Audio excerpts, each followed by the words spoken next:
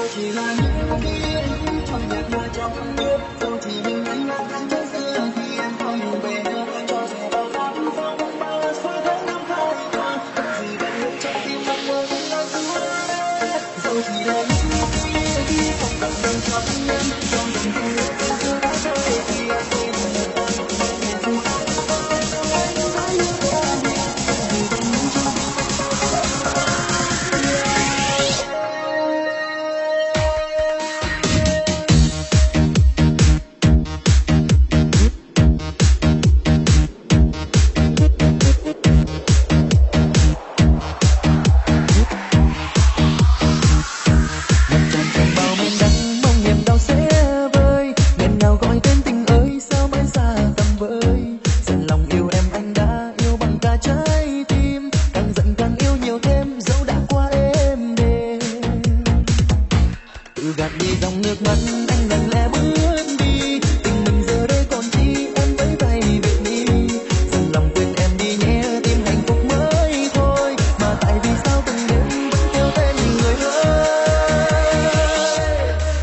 chỉ là những ký ức trôi nhạt nhòa trong mưa, dẫu chỉ mình anh lang thang chốn xưa khi em không về nữa, cho dù bao tám phong ba xóa tháng năm phai nhòa, vẫn giữ bên ngực trong tim anh một lời hứa.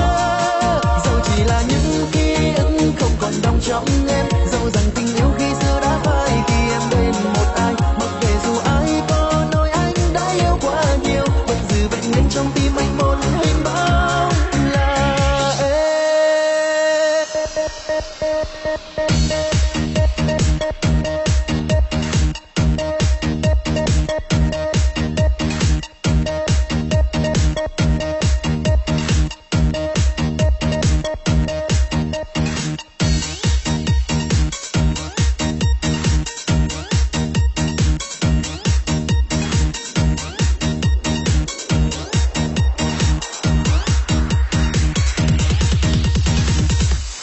Gạt đi dòng nước mắt anh lặng lẽ bước đi, tình mình giờ đây còn chi em vẫy tay biệt ly,